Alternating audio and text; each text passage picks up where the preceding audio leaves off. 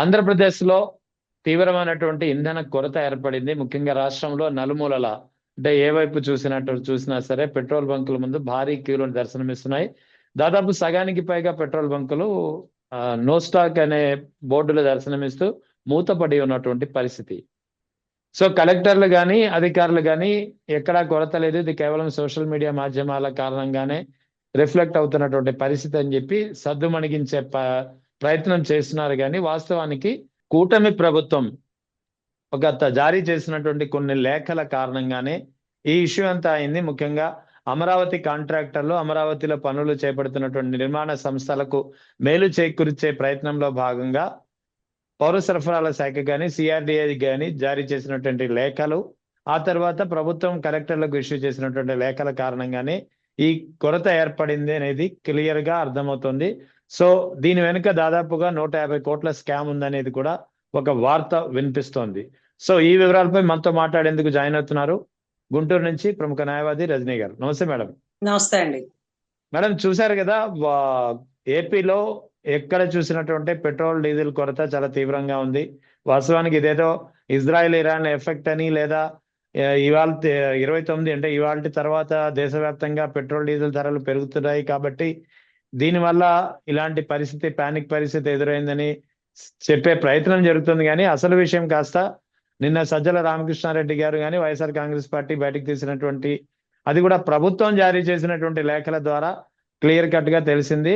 అమరావతి నిర్మాణ సంస్థలకు ఏకంగా 2,75,66,000 లీటర్లు సప్లై చేయాలంటూ రాసినటువంటి లేఖ. ఆ కారణంగానే ఈ కొరత ఏర్పడింది అనేది ఒక క్లియర్ కట్ గా అర్థమవుతున్న పరిస్థితి. మీరేమంటారు?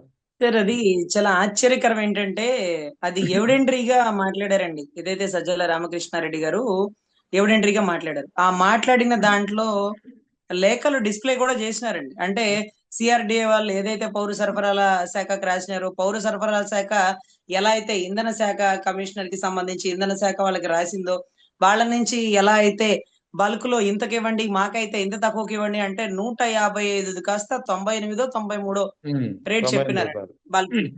సో ఇన్ని కోట్ల లీటర్లు ముందే ఎందుకు? విజనరీ అంటే విజనరీనా విస్తరాకులు కట్టా తర్వాత సంగతి. గాని ఎప్పుడో ప్రపంచం కుప్పకూలిపోతుందంటే ఇప్పుడే ఈయన సెక్యూర్ చేసుకుంటారు అంటే అర్థం కాదు. ఏంటంటే ఆ చివరి 15 ఇంటి దగ్గర నిప్పంటింది అనుకోండి, అప్పుడు ముందే వాటర్ ట్యాంకులు పెట్టి ఆక్సిజన్ లాంటివి పెట్టేసి ఇవన్నీ సెక్యూర్ చేసేసుకుంటారు. ఇటువంటి పరిస్థితి. అసలు ఇప్పుడు ఇరాన్ యుద్ధము కాదు, కరోనా టైము కాదు, పక్క రాష్ట్రంలో ఏమీ విపత్తు లేదు, సడన్ గా ఎందుకు వచ్చింది అంటూ అధికారులు నడుస్తాడండి. పెద్ద అయినా అధికారులు నడుస్తారండి. ఇంధనం అంతా ఎటు వెళ్ళిపోయిందో తెలుసా? ఈ రోజు రాజధానిలో బ్లాక్ లో డీజిల్ అమ్ముతున్నారు తెలుసా? బ్లాక్ లో డీజిల్ అమ్ముతున్నారు సార్. పెట్రోల్ బంక్ లో లేని డీజిల్ ఇక్కడెక్కడుంది?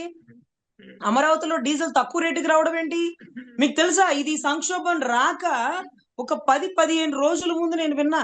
10-15 రోజుల ముందు హైకోర్టు నుంచి అటు కమిషనర్ ఆఫీస్ దగ్గరికి వెళ్తుండగా 2-3 డీజిల్ కావాలంటే అటు మా వాళ్ళ దగ్గర పెట్టుకోండి, తక్కువ రేటుకి వస్తుంది, మాకు అక్కడ అందుబాటులో ఉందంటే అక్కడ బంకు లేదు. మరి ఇప్పుడు తక్కువ రేటుకి రావడం ఏంటి? ఏమన్నా బంకు క్లోజ్ చేస్తా మీకు ఏమన్నా ఇచ్చినారు? అర్థం కాలే.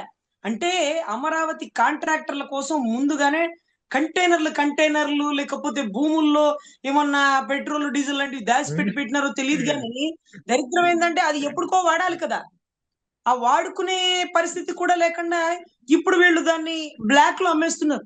బ్లాక్ లో కాదండి, వైట్ లోనే అమ్మేస్తున్నారు. అంటే డీజిల్ ఇప్పుడు కాదండి, 10-15 రోజులు క్రితం విన్న మాట ఇది. చాలా ఆశ్చర్యం. సో ఇప్పుడు కొరత వచ్చిందంట. కొరత ఇప్పుడు ఎందుకు వచ్చిందంటే ముందే అంతా ఒక దగ్గర పెట్టేసినారు. మరి కొరత రాక చచ్చిద్దా? సో మీరు గొప్పగా పరిపాలిస్తే CM, deputy CM, education minister, ఇబ్బందులు వస్తే మాత్రం అధికారుల మీద విరుచుకుపడ్డ చంద్రబాబు గారు. అధికారులు కూడా తిరిగి విరుచుకుపడాలా? అయ్యా, డీజిల్ సంక్షోభం రావడానికి ఇరాన్ ఇరాక్ యుద్ధాలు లేవయ్యా, పోయిపోయి మొత్తం రాజధాని కాన్స్టిట్యున్సీలోనే ఉండిపోయింది డీజిల్ అంతా. ఈ టైంలో జగన్ గారు ఆకాశంలో విమానాల నుంచి ఒక్క నిప్పెలిగిచ్చారంటే మొత్తం ఉప్పే కూహా అయిపోతుంది, జాగ్రత్త. అంతా సెక్యూర్ చేసి పెట్టుకోవడానికి అవి నీళ్లు కాదు డీజిల్.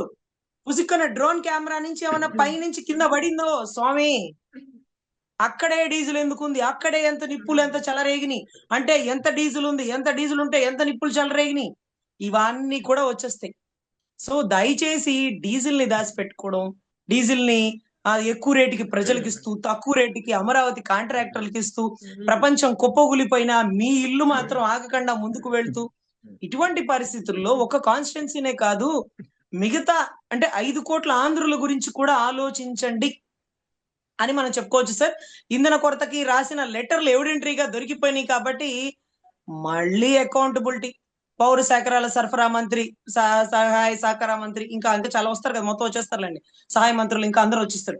వీళ్ళందరూ వచ్చి ఆ లెటర్ కి ఎక్స్ప్లెనేషన్ అకౌంటబిలిటీగా ప్రజలకు చెప్పండి.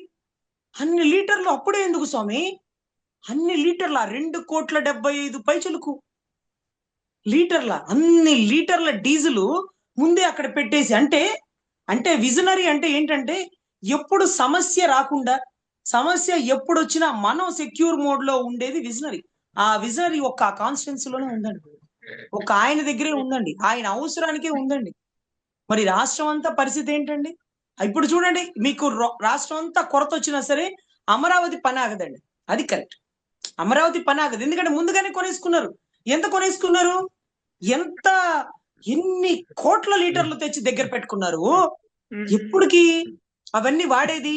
అంత స్టాక్ ఒక దగ్గరే ఉండొచ్చా?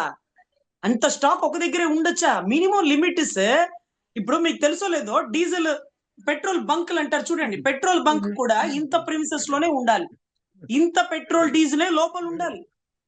అంటే ఏదైనా విపత్తు వస్తే ఇన్ని కిలోమీటర్లు ఇబ్బంది అవుతుంది, కానీ ఇన్ని వందల కిలోమీటర్లు ఇబ్బంది అయ్యేంత డీజిల్ లోపల స్టాక్ పెట్టకూడదు సార్. ఈరోజు ఎన్ని ట్యాంకర్లు ఉన్నాయో రాజధానిలో, ఎన్ని ట్యాంకర్లు ఉన్నాయో, పోతా ఇలా సిగరెట్ తగిలిచ్చి అలా వేసేస్తే ఏమైపోతుంది? అరే అంత సెక్యూర్ చేసుకోవచ్చు. అన్ని కోట్లు మీకు ఎందుకు? అన్ని కోట్ల లీటర్ల 2.75 కోట్ల లీటర్లు మీరు కావాలని సిఆర్డిఏ వాళ్ళు, మీరు ఏకంగా పౌర సరఫరాల శాఖ మంత్రిని, ఆయన ఇంధనాల వాళ్ళని, ఆఖరికి కమిషనర్ ఇష్యూ చేయడం, 55 రూపాయలు తక్కువకి ఎందుకని ఇవ్వాలి మీకు 55 రూపాయలు తక్కువకి? సో ఇవన్నీ కూడా రాష్ట్ర ప్రజలలో సందిగ్ధం అండి. ఈ రోజు అంబులెన్స్ కి డీజిల్ కొట్టట్లేదని ఈ మీడియాలో బయటకు వచ్చింది కదా. అంబులెన్స్ కి డీజిల్ కొట్టుకోవడానికి లేదు, ఆక్సిజన్ సిలిండర్ కి వాటికి అవసరం, లేకపోతే ప్రాణవాయువు లేదు, లేకపోతే కరెంటు పోతే జనరేటర్ కి అవసరం డీజిల్. హాస్పిటల్లో మొన్న ఈ రోజు ఏదైతే మిఠల్ స్టీల్ ప్లాంట్ కంపెనీ తీసుకొచ్చిన అనకాపల్లిలో కరెంటు లేక, ఇన్వర్టర్ ఫెసిలిటీస్ లేక హాస్పిటల్ ఒక చంటి బిడ్డ చనిపోయింది. సో అవన్నిటికీ డీజిల్ అవసరమే కదా సార్. సో ఇది చాలా దారుణం సార్. సంపదనంతా ఒక దగ్గరే పెడుతున్నారు, ఒక్కరిని మాత్రమే సెక్యూర్ చేస్తున్నారు, ఒక ఏరియాని మాత్రమే మీరు కంటికి రెప్పలాగా ప్రొటెక్ట్ చేసుకుంటున్నారు అని అనడానికి ఈ మండే డీజిలే ఎవిడెంటరీ. రాష్ట్రం అంతా విపత్తు వచ్చినా పర్లేదు, మా రాజధాని మాత్రం ఆగకూడదు. సో రాజధాని అందరికీ అవసరమే సార్. మనం దీని గురించి మాట్లాడుకోవాలంటే ఇంకొక అద్భుతమైన సబ్జెక్ట్ సార్. చింతా రాజశేఖర్ గారు నాకు నిన్న అంతా ఎక్స్ప్లెయిన్ చేస్తుంటే చాలా ఆశ్చర్యం అనిపించింది సార్. కానీ ఆయన ఎక్స్ప్లెయిన్ చేసినంత బాగా నేను చేయలేనేమో, కానీ భూసేకరణ చట్టం, భూ సమీకరణ చట్టం మీకు తెలుసు కదా సార్. అవునవును, రెండు ఉన్నాయి. అంత సెంట్రలే ప్రోత్సహిస్తుంది ల్యాండ్ ఎక్విజిషన్ యాక్ట్. కానీ గౌరవ నారా చంద్రబాబు నాయుడు గారు మాత్రం ఆయన విజనరీతో దేశంలో ఎక్కడా లేనటువంటి ఒక అద్భుత చట్టాన్ని తీసుకొచ్చినారు, ల్యాండ్ పూలింగ్ చట్టం. ఈ ల్యాండ్ పూలింగ్ చట్టం ద్వారా ఏదైతే గవర్నమెంట్ భూమి ఎకరాకి వాళ్ళకి ఇంత 25%, అంటే 1450 గజాలు వాళ్ళకి ఇచ్చేలాగా. సో ఇటువంటి పరిస్థితుల్లో సంపద ఒక దగ్గరే ఉండిపోతుంది అనడానికి నాంది ఏంటంటే సార్, అంటే 2014 మూమెంట్ అండి, మనకి రాజధాని కాన్స్టిట్యున్సీ కదా, ఆ టైంలో ఎకరా అక్కడ 2 లక్షలు సార్. ఒకవేళ ల్యాండ్ ఎక్విజిషన్ యాక్ట్ ప్రకారం 4 రెట్లు కలపాలి, అప్పుడు 4 రెళ్ళ 8 లక్షలు. లేదు మనం ఇష్టంగా 10 లక్షలు ఇద్దాం, లేదబ్బా రాజధానికి ఇష్టంగా ఇస్తున్నారు కదా ఇవ్వను అని ఇబ్బంది పడే వాళ్ళు ఎవరిని ఉంటే 20 లక్షలు కూడా ఇవ్వచ్చు సార్. 3,500 అంటే 35,000 ఎకరాలు సార్. 35,000 ఎకరాలు ఇంటూ మనం 10 లక్షలు వేసిన 3,500 కోట్లు సార్. లేదు 20 లక్షలు ఇద్దాం రజనీ గారు, వాళ్ళు చాలా కష్టపడ్డారు, అప్పుడెంత? అంతే. సో 3,500 కోట్లు అదైతే, లేకపోతే 7,000 కోట్లు అవుతుంది. సో ఈ 7,000 కోట్లతో మొత్తం డబ్బు కట్టేసి రాజధాని మొత్తం ప్రభుత్వం చేతుల్లో పెట్టేసింది అనుకోండి, ప్రభుత్వం చేతుల్లో ఉందనుకోండి, ఒకవేళ రేట్లు బాగా పెరిగితే కోట్లు అయితే ఆదాయం మొత్తం ప్రభుత్వ ఖజానాలో ఉండిపోతుందండి. అప్పుడు ఎంత కోట్ల ఆదాయం! ఈ రోజు ఎకరాకి మీరు ఇచ్చిన 1,450 గజాలకి మీరు తెచ్చిన సింగపూర్ కానీ, లేకపోతే అన్ని దేశాలు తీసుకొచ్చేస్తారు అనుకోండి అమరావతికి, నాకు గుర్తులేదు, టోకియో కానీ. సో అప్పుడు ఈ 1450 గజాలు ఒక గజం ₹1,00,000 వేసుకున్నా కానీ కోట్లలో అయిపోతుందండి. అన్ని కోట్లు ఒక రైతుకు మీరు లబ్ధి కలిగిస్తున్నారు, ఒక రైతుకి. ఆ రైతులు కూడా ఎవరు? ఒక సామాజిక వర్గ రైతుల దగ్గరే ఉంది ఆ భూమి అంటూ అవతల వాళ్ళు ఆరోపిస్తున్నారు. 25% మీరు రైతులకి లబ్ధి చేకూరుస్తూ, అంటే ఆదాయాల లాభాలు వచ్చేకి వాళ్ళ చేతుల్లో, ఖర్చులు మాత్రం వాళ్ళకి ఎయ్యట్లా. ఖర్చులు అంటే రోడ్లు ఎవరి ఖర్చు? సిఆర్డీఏ ఖర్చు. పైప్ లైన్లు ఎవరి ఖర్చు? సిఆర్డీఏ ఖర్చు. డ్రైనేజీ లైన్లు ఎవరు? సిఆర్డీఏ ఖర్చు.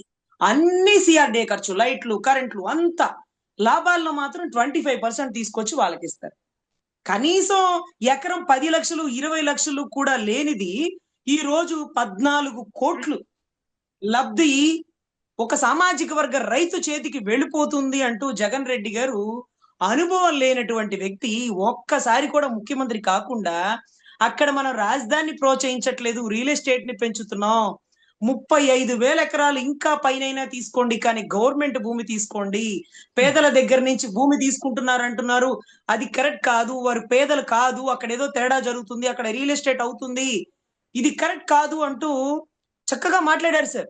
పవన్ కళ్యాణ్ గారు కూడా, సార్ అంత భూమి తీసుకుంటానంటే నేను కూడా యాక్సెప్ట్ చేయను, అప్పట్లో ఆయన నాకు చెప్పిన మాట 1600 ఎకరాలు చాలు రాజధానికి, అది కూడా విజయవాడ గుంటూరు హైవే సమీపంలో అని నాతో అన్నారు. ఇంత 3 పంటలు పండే భూమి సార్, ఆ సాయిల్, ఆ మట్టి, ఒక పంట వేస్తే రెండో పంట కూడా సరిగ్గా సాగు రాదు సార్, కానీ ఇక్కడ 3 పంటలు పండుతాయి సార్. అటువంటి భూమిని ఈ రోజు కట్టడాలకి అన్ఫిట్ అంటూ తేల్చి పడేసింది sir. Hyper committee, select committee, Sivaramakrishna committee, ఇలా ఎన్ని కమిటీలు వచ్చినాయి చూస్తున్నారు సార్. శివరామకృష్ణ కమిటీ ఎంత గొప్పగా రాసింది. శివరామకృష్ణ కమిటీనే ఉదహరిస్తూ రిలీజ్ అయినటువంటి కమిటీ రిపోర్టే కదా, కమిటీ రిపోర్టే కదా సార్. చూడండి ఎంత ఆశ్చర్యం అంటే, ఈ రోజు ల్యాండ్ పులింగ్ యాక్ట్ ద్వారా అక్కడ రైతుల దగ్గర నుంచి కొన్న భూములు కోట్ల రూపాయల్లో తిరిగి రైతులకే లబ్ధి ఇస్తున్నారు. కానీ వారు రైతులు ఎవరు? అరే, ల్యాండ్ ఎక్విజిషన్ సెంట్రల్ ప్రోత్సహించేది అదే కదా స్వామి. అప్పటికప్పుడు 3,500 కోట్లు వాళ్ళకి ఇచ్చేస్తే పిల్లలకి పెళ్లిళ్ళు చేసుకుంటారా, చదువుకుంటారా, whatever it may be, అది కదా త్యాగం. మీ లాభాల్లో మాకు వాటాలు ఇవ్వండి, 25% మాకు ఇవ్వండి అనడం త్యాగమా? వాటాల్లో షేర్, అది బిజినెస్ కదా. వాళ్ళు రైతులు చేస్తున్న అక్కడ బిజినెస్ కదా, బిజినెస్ అది.